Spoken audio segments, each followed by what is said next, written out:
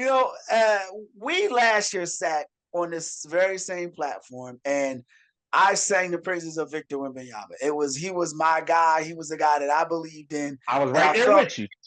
And you said you wanted to see him do some other things. I picked him to be an MVP, and you were like, and I He said, will. yeah, I think He will be this year. yeah. Well, they're beating the teams they're supposed to be, which is the mark of a good team. Beating a team you're supposed to be handily is the mark of a good team. See the Philadelphia Eagles. However, this is where I have cause for pause. His efficiency isn't there yet. He's coming around, but it's not where it should be. Against teams that have good defensive minded coaches, you're seeing that efficiency will struggle. But the reason why I'm excited about him and the reason why I've always been a Wembanyama fan since the moment he stepped on the NBA court, and why I believe this kid is a tremendous. He's going to save the NBA. I He'll, agree. he'll he'll save the NBA. Just avoid the women, bro. Avoid the women. What I like about Wembanyama's game. We got a guy in Philly who I'm gonna give you the first. We got a guy in Philly who never rebounds the ball. He's 7 foot, whatever, doesn't rebound the ball. Now his numbers suggest he does, but if you watch the game, he doesn't rebound the ball. Has the Wembanyama era started in the NBA? So I remember a few years ago, we thought we were in the Luka era, which was right after the Greek Freak era, which was all supposed to be at the end of LeBron's era. You hate Luka. What we're starting to see is that none of that trumps the Wemby era, because here's why. The points, the rebounds you gave, those are phenomenal. Joker and Giannis are probably averaging close to that. But you know what the big difference is? Wembanyama is averaging almost 6.0 blocks and steals per game. Yeah. That is crazy. He's going to win DPOY by a landslide. It's not going to be close because nobody's close to those numbers. Which he should. And the fact that he influences the game on both sides, plays the floor. The only thing he's got to get better, to your point, is not just efficiency, but shooting the three ball, because he's only at about 32%. He gets around 35, 37% on the three ball. You want to talk about lights out because you got nowhere to go. You love what they're doing with Stephon Castle. And by the way, they're doing all of this without De'Aaron Fox, who now may be the odd man out, who just signed a contract extension. They may be looking to trade him. Hold on. We're going to talk about a Sixers team, and you're going to say that again. He might be the odd man out. There is no might. The moment they drafted Harper, that's why they gave Fox his money to honor their deal. De'Aaron Fox will be out in San Antonio. He'll probably be out by the trade. Yeah.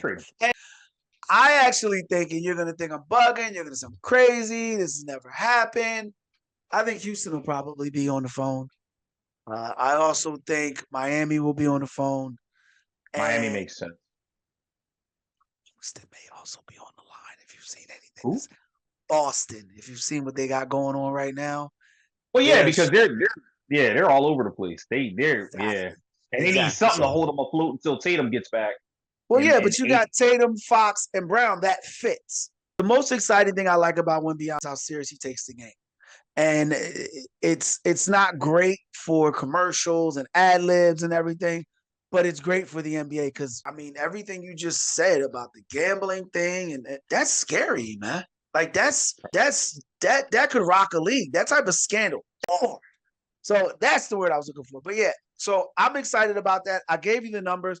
I gave you the wins. The mark of a good team is a team that beats the teams they're supposed to. A mark of a great team is annihilating the teams they're supposed to.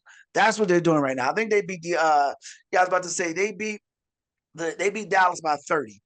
You know, they struggle with New Orleans a little bit, but New Orleans is struggling. They've beaten every other team handily. Miami by 6 opening season. I'm not tripping up off that. But then they come back with a 18-point win, 11-point win.